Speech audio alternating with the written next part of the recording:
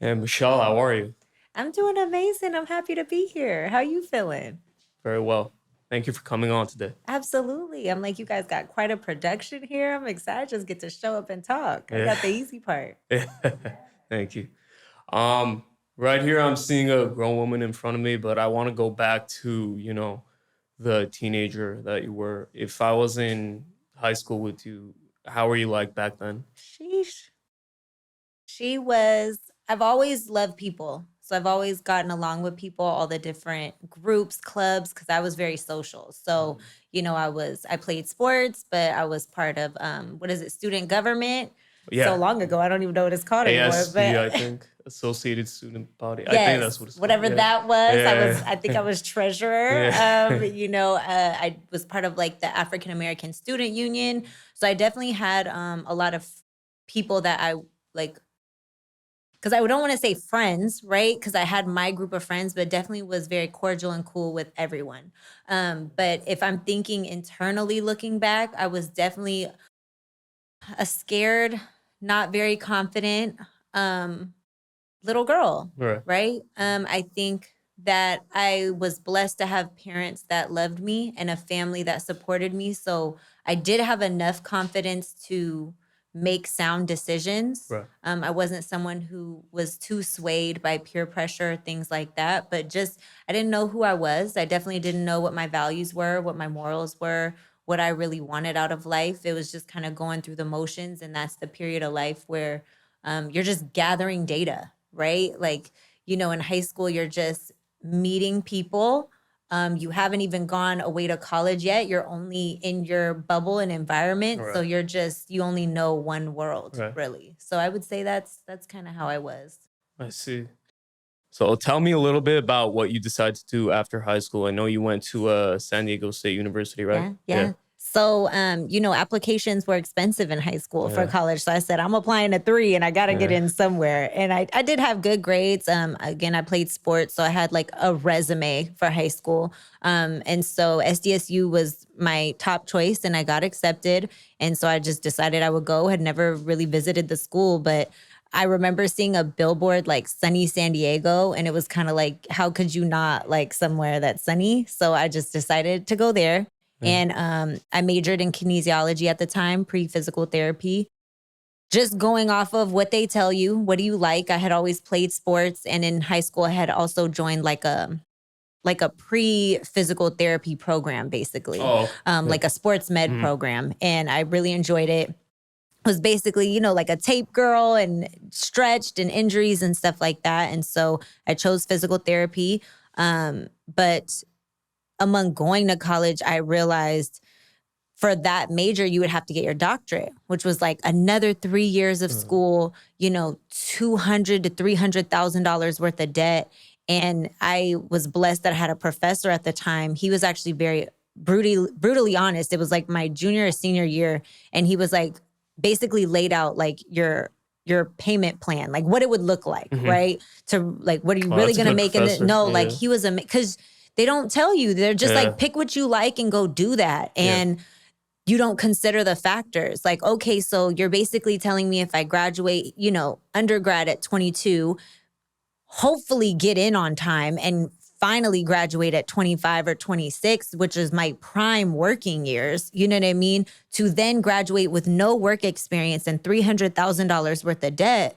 By that time, let's be honest, at the time I knew I wanted to be a mom, I wanted to be a wife. I was like, I'm probably Mm, going to be mhm. close to having kids and then not want to work anyway. You know what I Yeah. mean? So, It's funny. all that debt to not even really want to like stay in that field. And then where the real money is starting your own business, right? So then you have your Exactly. doctorate, now take out another $100,000 loan to get your business off the ground. I was just like, this isn't making too much sense for me. So, but I finished school. I always have to finish what I start. Of And course. I just knew I would figure it out from there. And it was kind of in my end in college, I just realized like I did want to go more of a entrepreneurial route and do things for myself and just kind of learn from there. But I had my degree, so I knew I would have, some sort of backup. Right. So Right.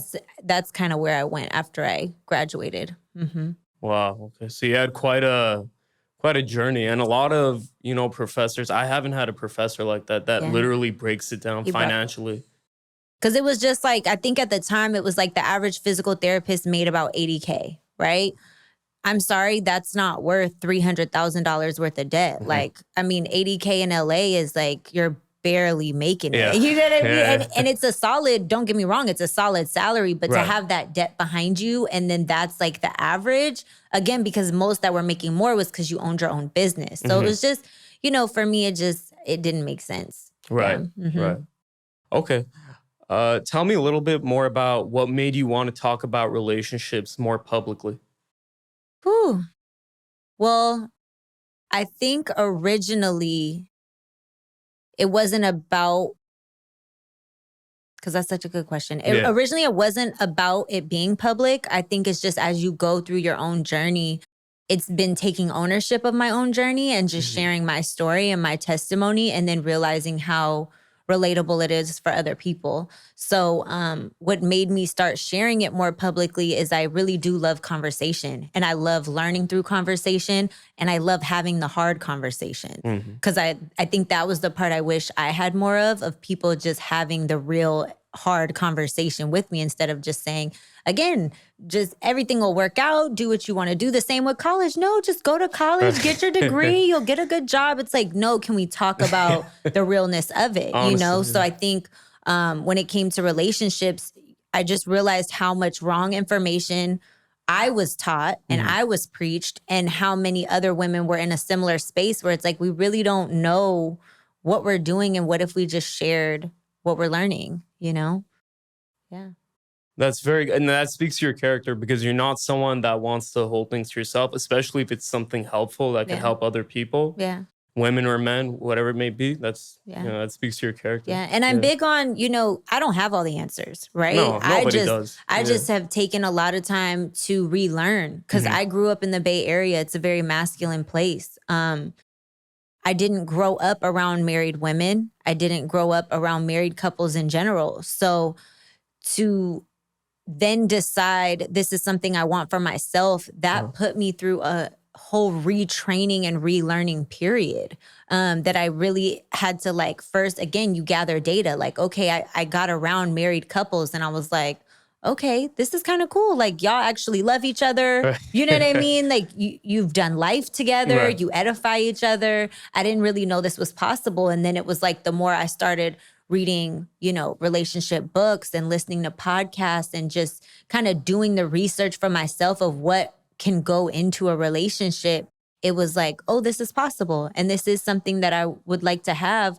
but who do I need to be to have that? Right. And again, it's just not much of a conversation. I feel like finally now, you know, more women and men, especially even together, we're having more open dialogue about it. What does marriage take? What Yeah. does it really look like? Right. Because I feel like, probably your parents and grandparents, it was just kind of something you did. You didn't talk about it. You were just here. And it We was do a it. different generation. Everything was different too. Everything was Yeah. different. Our whole meaning and purpose behind marriage was completely different. Right.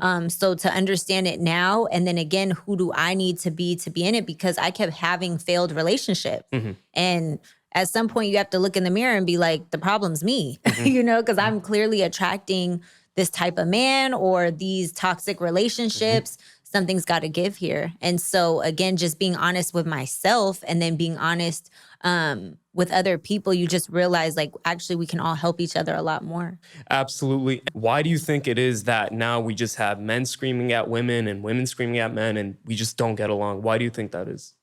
My favorite word, accountability. Right. It's so hard to take accountability, and I think it's always easier to blame, but I also think it's because there's a misunderstanding. We live in a world where lines are very blurred. You can be whoever you want to be, play whatever role you want to play, Sure. when there are specific traits about men that make y'all men. And instead of me learning and understanding who you are as a man, it's almost natural we try to make the other person more like us. Yeah. Right? Yeah. So why can't he be more emotionally intelligent and, communicate better or whatever the case Right. might be, instead of understanding, okay, what is the world that he came from? What are his masculine traits and how do I connect with that? And what can I do to make that process better and easier for both of us. You know what I mean? So I think the big issue is we don't take the time to study each other. We don't take the time to learn each other. And like we said, the definition of marriage has changed. So this is a time where we put the most emphasis on marriage, right? Like, I need you to be my lover, my best friend, my business partner, like my support. Like, we have a long Yeah. list of things that we need from this person. But we're not even taking the time to, again, understand what makes him this person. What do I need to bring to the table to receive the best out of him, right? And I say that because, again, being from the Bay Area, I was a more masculine woman. So being a more masculine woman at the time, I'm going to bring out different traits of a man that I'm not necessarily looking for. You know what I mean? So I think the lack of understanding and wanting to study each other is a huge part of why there's so much miscommunication. And then we end up just blaming each other. Yeah, absolutely. And speaking of relationships, I know you were the host of 2 events for Stephan Labossiere's Best of Me tour. Yeah. Tell me a little bit about how that was. It was really a dream come true. Right. It really was, because He's the nicest guy too. No, he's Yeah, incredible. He's a very nice And guy. Yeah. he changed my entire outlook of relationships. Like, his podcast, I believe the first one I heard was on Lewis Howes' School of Greatness. Oh, yeah. Yeah, and then on The Roommates. And so when I first heard him, the way he broke down relationships and literally what I was thinking and feeling even as a woman, I was like, how is he a mind reader like that? But just pinpointing things and making it a little bit more digestible to understand your feelings and being able to communicate it and then work backwards of like, okay, again, how do I fix this? So he's just been such a pivotal part in my growth, my understanding of relationships, my understanding of how a relationship can work, what truly goes into it from both parties. So to have that full circle moment to then get to open for his show was just indescribable. And he did it twice. I did it. I got to do it twice. Yeah. And it's funny because his manager, also Stephan, shout out to Stephan. I love both of them. But he was like, yeah, I'm coming to LA. I need a host. But I saw they had a show in San Diego. I was like, no, I'm doing LA and San Diego. He was like, you sure? I was like, yeah, I'll drive out there. I'm not tripping. Like, I'm going to do both. You know what I mean? So yeah, I got to do both shows. And I think just to see, because essentially, Stephan does what I want to do, right? Like, just being able to speak so much life into people. He has so much experience. He's way more of a teacher, right? Yeah. But just to see how many people's lives he's touched and changed and give insight. And he's such a great speaker and interactive with the crowd. It was really inspiring, because essentially I want to be like the female version of you. Yeah. That would be great. And he really is all those things. He's a great guy, because I remember I saw you actually at the show, if you remember, at the LA show, at the Beverly Hills Hotel. Yeah. And when I got a chance to talk to him, it just validated all I thought about him. Because sometimes when you meet someone online, they seem great, but when you meet them and they're not like that. But he was just a very nice guy. He stayed till the last minute to talk to everybody. Yeah. He didn't rush anyone. He was very genuine. He took questions, and he definitely, didn't have to do that. He could have just said, I have this much time, and after that, I need to go to my next thing. And he has the right to do that, but Absolutely. he stayed for everyone. So that just shows how much he really cares. Yeah. And what I really loved about him too is because he has a spiritual foundation, right? So everything for him is about being in alignment, is about being in purpose. So like you said, he doesn't have to stay till the end, but this is truly what he loves to do. He truly loves to see people grow. He truly loves to see people learn and just want to better themselves. So it's like, to even give me the opportunity to open the show was just like, you're really in a position of wanting to see people win and live their best life and be their best self. Yeah. And I'm interested to know from a woman's perspective, what's one thing or 2 things you wish men understood about women that they don't understand? Things I wish they understood. We don't always need our problem solved. But that's again understanding the masculine traits, because you guys are programmed to problem solve, right? But I think the main thing is women, we do like to vent, we like to talk. It's our way of processing. So when we're sharing, when we're interacting with you, we don't always need a superhero. We don't always need the problem solved. We just need a friend. We need someone to listen and to be there and to support. So I think that's one. Another thing that I wish men knew and understood about women is that we are built to receive. So everything that you give us, because I do believe men are programmed to give and women are programmed to receive. So the same way you give me seed, I make life, right? You give me a house, I make it a home. You give me groceries, I make it dinner, right? That's our yin and yang. And so I think that even when it comes to love, like women are designed to receive love. And we were designed to receive love from you guys, you know? So to know that you guys fill us up in that sense is really like you have the power to fulfill us with that love, whether it be affection, attention, support. I think just knowing that women are designed to receive just kind of changes the perspective. Cause like you said, it's a lot of combativeness, but it's like, Unfortunately, you yeah. know, Yeah. and that's our yin and yang. Cause I want to receive to elevate and expand and make it greater than what it is. Women are multipliers, Yeah. you know? So yeah.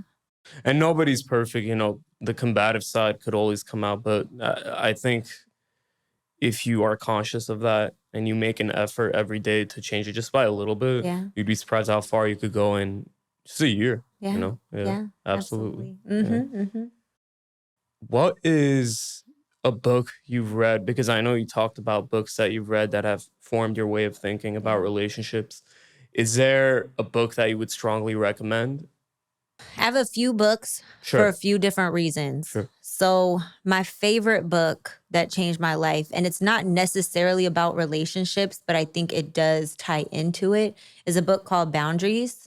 I forgot the author, but it's called Boundaries. He also has a second one called Boundaries in Marriage. So, it's a little bit more specific, like in a marriage relationship. But I think just learning how to have boundaries for yourself really taught me in the world of dating how to stay true and strong to what my boundaries were. Because I think as a woman who did have lower self-confidence, lower self-esteem, it's really easy to sway to a man's opinions, thoughts, actions if you like him, you know? And so establishing yourself as an individual, what your values are, what your morals are, what your boundaries are before you're dating and getting into relationships and things like that. Because if they're not established before, again, we receive. So have you ever been dating someone and then she starts kind of talking like you, or she starts making jokes like you? That's how we are. And so if you don't have it established for yourself, you're going to take him on. And then there's a chance later down the line that wasn't really you. And now you're lost in it, but you're connected because I've been investing in this person. I've been dating this person, let alone if you've now had sex with this person and now you're soul tied with them. It just makes it a little bit harder. So I feel like boundaries really help me learn how to set boundaries for myself, be comfortable saying no, and what I was comfortable saying yes to. In terms of relationships, learning and understanding men, a book I loved was called It's a Guy Thing. Also forgot the author. But It's a Guy Thing. It's a guy thing. It's a guy thing. It's basically like a woman's manual to how men work and operate. And again, what the traits of masculine men that just even learning like men are built, one of your super strengths is modality or the ability to focus, right? So men, when they're focused, whether it be on work, whether it be playing the video game, whether it be putting the TV, mounting the TV on the wall, when they're focused in that, it's really easy for us to feel neglected. It's really easy, for us to feel like maybe he doesn't find me attractive right now. He's not worried about me. But it's like when you're understanding these are traits that make him him, it's easier to understand like, no, he's going to finish what he's doing. And then when that time comes, then he'll be present with me, right? And it sounds so small, but women, we paint stories in our head. It's what we do. So while you're fixing whatever needs to be fixed, I'm creating a whole narrative in my head of how much you don't love me. You know what I mean? So And that, do you think that causes a lot of Absolutely. undue suffering that doesn't need to happen. Absolutely, because Right. now I have an attitude. I'm taking away from the present moment. You Right. don't understand why I'm mad. I don't have the skills to communicate it. So now I'm nagging about something else. Oh, you never make time. Just you start reaching for other things because I don't know how to communicate what it is that I actually need, right? And then understand how he actually operates. So I think it's a guy thing was really good. And then I also really enjoyed, it's for men, but again, just as a woman to want to understand men more, The Way of a Superior Man. Yeah. I listened to the audiobook and I was like, this is incredible. Yeah. Like, oh my God. And it just teaches men how to own who they are, because again, we're in a world where everyone's telling each other how they should be instead of you just figuring it out for yourself and then standing true in that. Yeah, those are all good. And I would say Love After Heartbreak is a good one too. Yeah. I still got to read it. Yeah. Yeah, I got to read it. Yeah, it's a great one. What did you like about that book? What I liked about it is that it wasn't cliche advice. It really, dives deep into how to heal yourself, how to heal problems you have in your life. And it's not only about people you've dated, it's about anyone. Anything. Yeah. Because I think that's something people get wrong, that we think relationships only pertain to someone you're dating. It's literally, it could be your coworker, it could be your parents, it could be your sister or brother, it could be anybody. Could be anyone. Yeah. And that's why I love Jay Shetty. I don't know if you ever listened to Jay Shetty, Shetty's, I know. but he's amazing because he was just saying how, culture, we put literally what you just said, we put that spousal love as like the tippity top, like that's the best love you can have. But it's like that motherly love or the friendship love. Like there are so many other loves that are incredible. And I always say it's relationships. Relationships are with everybody, whether it be, again, family, friends, coworkers. You and I are forming a relationship now, right? As we're speaking. Exactly. Right, and it's that ability to navigate those relationships and just people, having that empathy, having that emotional intelligence to understand, who am I talking to? Like, let's get past the surface. I'm always one of those people, I hate surface level conversations. Like, if we can't go deep in 5 minutes, I'd rather just be quiet. You know what I mean? It must be hard for you in LA then. You know what's crazy is it hasn't been though, because Really? Okay. I love people, and I feel like I give that energy off. And so obviously there's people that don't want to talk, but it's like, most people want connection. You know what I mean? And even in a world where it's very scarce, that's how much more it's appreciated, right? Just by making sure, whether I'm at a cashier checkout and it's like, I make sure I look you in your eyes and ask you how your day is going and what's going on, and are people actually being, nice to you, or just whatever it is, to really care, because I'm having an actual human experience with you right now. I mean, we're in a world with the phones and the earphones. I mean, you could go through a store and not talk to anyone, it's crazy. So to be able to be conscious about that and love on people really do open up to me. And I'm grateful for that. It's very good. Yeah.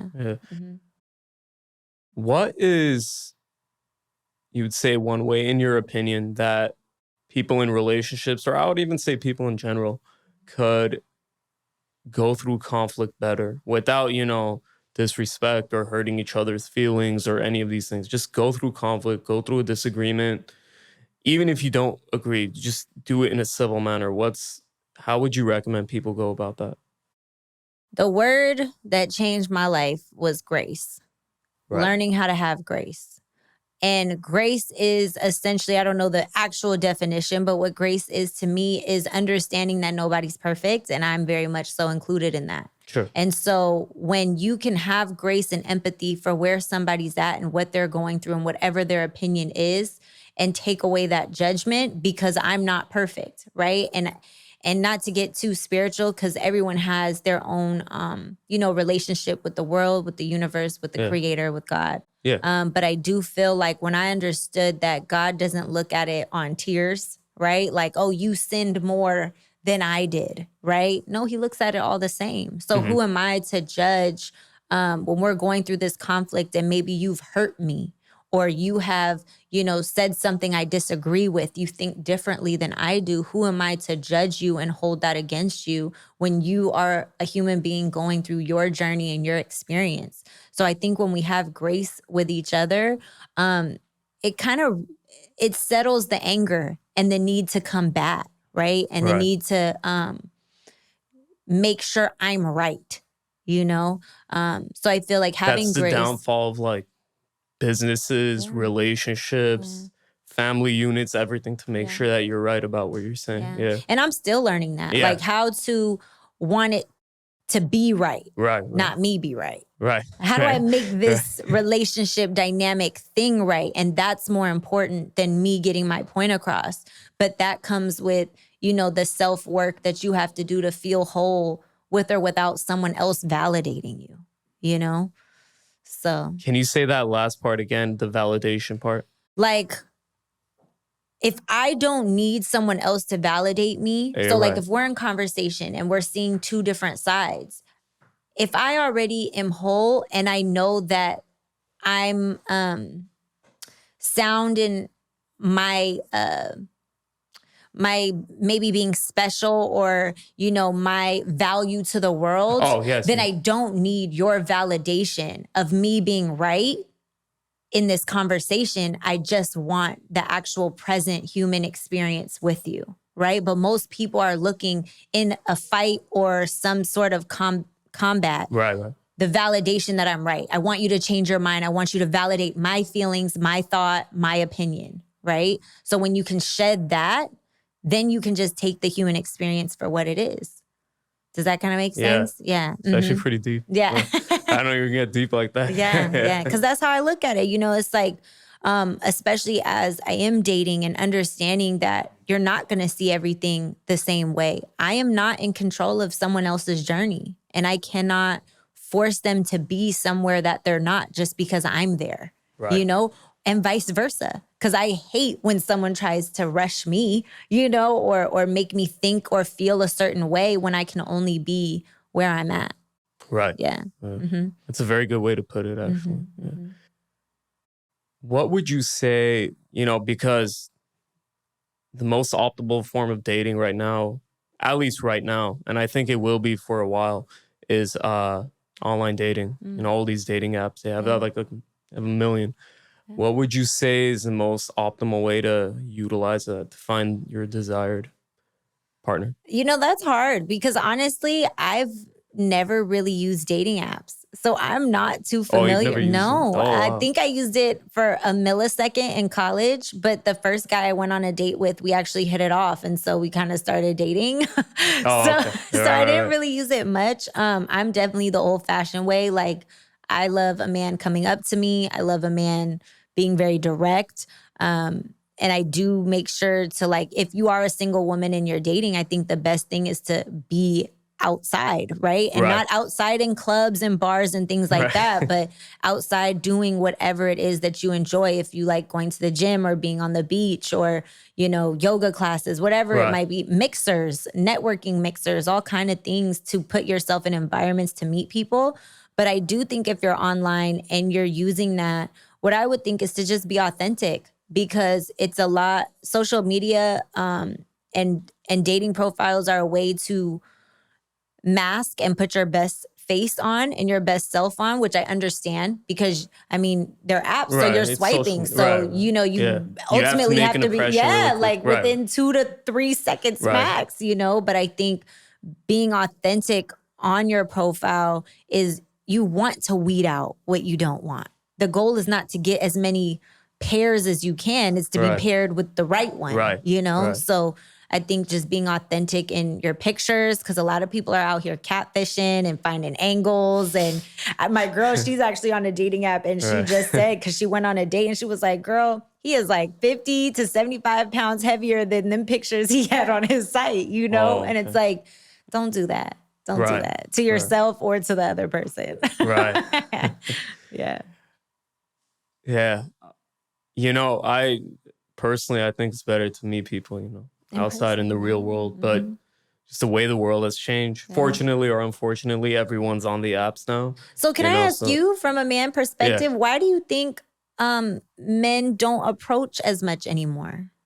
Well, honestly, again, fortunately or unfortunately, in this case, I would say unfortunately because we have the apps. Yeah. So just in my opinion, I would think that it's just easier to write something on an app than to do it in person. Yeah. But and just this is just my opinion, you know, I don't have all the answers, but I think the best situations arise if you meet someone out in the real world. I believe so too. Me and my girl talk about it all the time. It's just like, because guys kind of use it as like a mask, and it kind of, but I look at it like as a lean back, like you're leaning back on something. Because you are getting to maybe avoid the rejection in person. That's what I think. Like maybe you get to run from those feelings or emotions, I guess, in a sense. But it's like you're gonna shoot a higher percentage in person than you ever will online or in a DM, because there's a lot of guys we run into. It's like I saw them at an event or something like that, and then they wait and they slide in the DM later. Oh, okay. And it's like, that's probably one of the most unattractive things you could ever do. Why is it? Because it just shows me you're not confident. I see. It's like, what were you waiting on? I see. You know what I mean? Because to me, again, it's like you're hiding behind a phone and a screen when you had an opportunity in front of you, right, and you chose to pass it up. Right. It's just not an attractive quality. Right. So what would you do if like a business opportunity presented itself, or it shows a lack of confidence? Yeah. Just to be clear though, I have been on the apps. I'm not against it. Because I know a lot of people are constantly working. Like sometimes I work from the time I wake up till late at night. So sometimes people just don't have time. Absolutely. So I understand, using it. But overall, would I agree that meeting someone in real life is better? It just, it is. But I understand using the apps.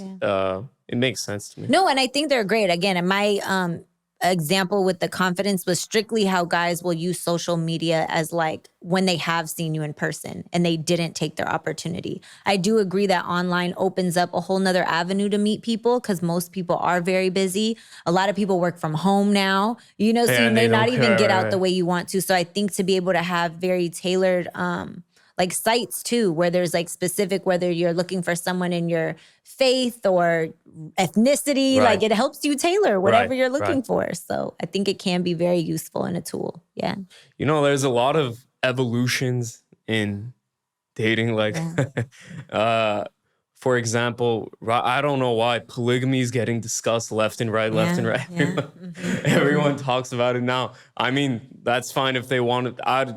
Personally, I just prefer, to have one wife. I don't want one wife plus like 3-4 other like big types of problems, because one person is hard enough. You don't need like much, 5 people, So, and it's a big financial cost too. But why do you think there's so much going, like polygamy is becoming a really big thing, and it's been blowing up lately? I know it's always been there, like historically through different religions have had it, different cultures have had it, definitely, but now specifically I see it blowing up even more. The reason why I can't pinpoint it, I think Jordan Peterson, do you think there is gonna be, and I know it's kind of a tough question, but do you think there's gonna be another big evolution in the next, let's say 5 years from now, in dating?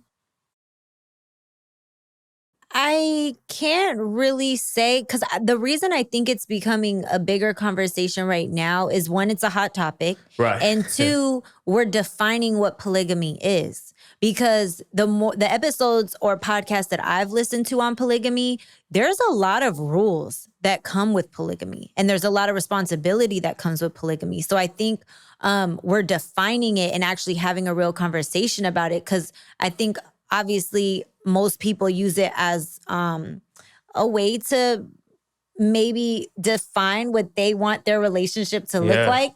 But if we're looking at the historic kind of evolution of polygamy, there's a lot that comes with that. And I don't think people are actually ready for what comes with polygamy. But I mean, it's hard to say, because right now, I mean, we're kind of already a polygamous world. They just don't call it real marriage. But I mean, you have multiple baby fathers, baby mothers, like you're co-parenting, going from household to household, whatever the case might be. You're not officially married, but a lot of people are sharing life with multiple people, to be honest. I think, when we see it on social media, I think people only see what they perceive to be the upside of it is that you could just be with multiple people, Yeah. but it comes with a lot Comes of with so much. so many problems too. But And the biggest one that sticks up to me, and that's why, again, from what I've learned about it, it was a sign of status, because to have multiple wives meant that you have a lot of money, because you right, can't right, have 2-3 wives and all of y'all living poor. Like that right. just doesn't make sense, Yeah. you know? But I do think people are still just defining what marriage is for themselves, right? Because most people don't put a high magnitude on marriage to begin with. So they're like, yeah, I could do it multiple times. But it's like you and me, when we think about marriage, and I know the taxing that comes with the Right. emotional, the physical, Right. connecting with, I can't even think about doing it with 2-3 people Right, at a right. time. Like that's insane. Right. Just master it with one first Right, before you even right. think about it. I think, culture and, your upbringing has a lot to do with it as well. Like, for example, I'm of Armenian background, so it's not necessarily a completely Western mentality. So they really look at marriage as once you commit to it, Yeah. and you got to find whatever it takes to stick to it. Yeah. So there's a lot different more, undertones Yeah. coming from depending on the background that you come from. Yeah. And Yeah. I think that's the art that we're losing of how Right. to commit and how to stay committed, because everything now is reversible. You can get out of it. You can do something else. That's it. One of the podcasts I was listening to today, it was 3 married men. One had been married for 26 years, the other 16, and the other 10. And it was just like all of them had this immense sense of there is no quitting. There is no giving up. It doesn't matter what this person does. I've made a commitment to the union and to the marriage. And it's that sense of dying to self. And nobody wants to die to self, because the programming that we're getting right now is whatever makes you happy, do that, That's interesting you bring that up, dying to your own self. Yeah. I personally think we are, programmed to just serve ourselves. Yeah. Why do you think? I think just human nature is like that. Yeah. We're here to just serve ourselves. And if you want to be in union with someone, married, I'm not married or anything, but I would imagine if you're married to someone, you kind of have to die to yourself Yeah. and serve the other person. Yeah, absolutely. Well, Yeah. it's like I'm learning more and more. Life is all about dying to self. Again, Yeah. our culture hypes up that it's all about self because that's what continues us to consume. Yeah. That's what continues us to play a part in the system that they want us to play Yeah. a part in. But every step of the way, again, when we're talking about relationships, friendships, family, all of it is dying to self. Because if I have a friend and I've done something that hurt them, in this moment, it's not about what my intent was. It's not about how I feel like they should have taken it. It is about putting my ego to the side and validating someone else's feelings. And then you just do that on a higher and a higher and a higher scale, right? Because a marriage, you essentially now do that with a spouse that you've chosen, and then you do it with kids, right? So the ultimate dying to self is when you have kids. Because as a woman, it's like, not only have I died to myself physically, I've given up my entire body. Every woman that has had kids, and I don't have kids, but this is just the data that I get, right? No, I understand. Your entire body is no longer yours, right? My figure is gone. My breasts are now to breastfeed. Like everything is not for me. And then on top of that, now my entire life is based on keeping you alive, right? So every stage and every level is dying a little bit more to self. So I think marriage is just one of those incredible ways that you're deciding, how can I ultimately serve for the rest of my life in this union and in this relationship? And it's harder because that's something you're choosing to take on. Yeah. You don't have to. No, you don't have No. to. Right. Yeah. It's actually a very good point that you bring up. Yeah. I wish more people would. And most of the time we're getting in relationship of what can I get from this person? What can this person give to me? How can they elevate my life? When it's like the ultimate question is, what can I give them? Right? Like when I think about marriage now and having a husband, it's dedicating the rest of my life to this person, right? Like that's how I think about it. His dreams, his visions are mine too now. Right? Of course I'm going to have my own and things that I want to accomplish, but I want to see you accomplish your visions, if not more than my own. Right? And ultimately, he kind of wants the same for me, right? And I say kind of because I still believe like the man's the leader and like the visionary, Sure. but he wants what I want for my life too, you Sure. know? And Yeah. is actually willing to die to let me and the children have it, you know? Sure. Yeah. Absolutely. Let's say, there's a woman that is not in the best circumstances. Let's say she had a rough upbringing with problems in the house, or she had bad relationships, either just, romantic relationships, or just relationships she had with friends or coworkers. She's been betrayed. While I understand that would naturally hurt you and you would be upset about it. What's the way to heal from that? Because if you want to be upset about that, again, I understand because life happens to everybody, but I just don't think she'd live the most optimal life just Absolutely. being angry, I agree. Yeah. I don't think really anybody would. So how would you recommend if a woman is in that situation to heal from it? I hope it doesn't sound cliche, and it's No. definitely harder than it seems, Oh, but absolutely. And yeah, then yeah, of but course. it's forgiving and loving yourself. Like Right. you cannot give that to somebody else until you've done it to yourself, right? So loving yourself fully, understanding again your purpose and your connection to the world, your creator, filling yourself up is the only way that you're going to heal, because otherwise you're going to be stuck in blame. And I'm a huge believer of what we think and project on other people is ultimately what we think about ourselves. So if I can't forgive someone else, it's ultimately because I haven't learned how to forgive myself. Like you're a reflection of yourself. So I the same see. way when people lie, I say it all the time. If people are lying to me, I'm like, are you lying to me or lying to yourself? Because I can see the truth, right? But who are you trying to convince, me or you, Oh, right? okay. If you're lying to me, I could see the lie, right? Right. But that's because I've learned how to tell the truth. I don't lie anymore, right? You're lying to convince you, not me.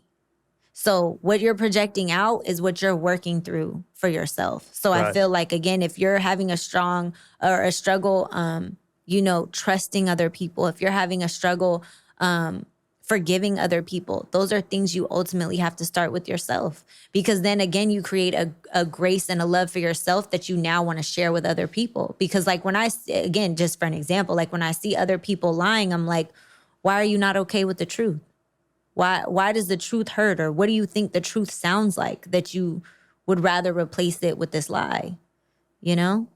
What did they say when No, like these you are just literally sometimes, but a lot of the time it's because they're just not willing to, like, they're not in the place to take real ownership, Oh, or I you're see, I see, hiding, I see. right? But Okay. those are the questions I'm asking myself when someone's lying to me, because I almost feel bad of just like, why do you feel so stuck in this place that you can't take ownership of the truth?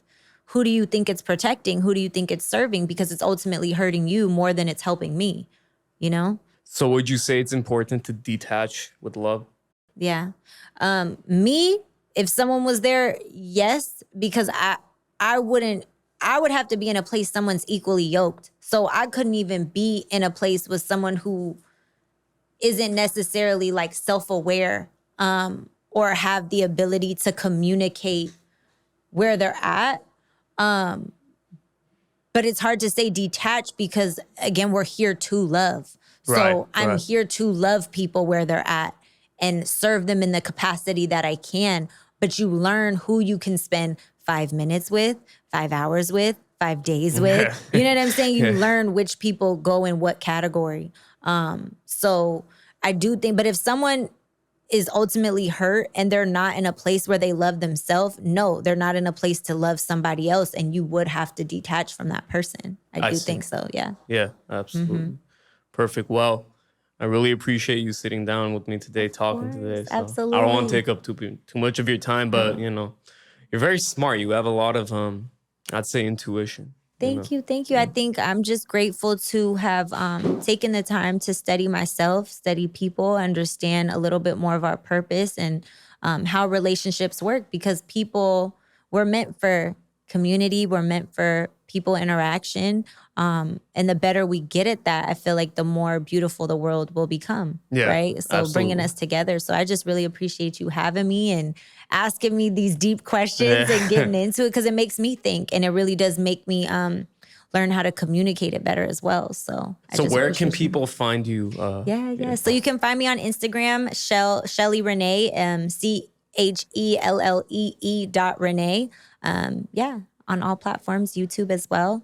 And yeah. Perfect. Thank you very much. Thank you. All right.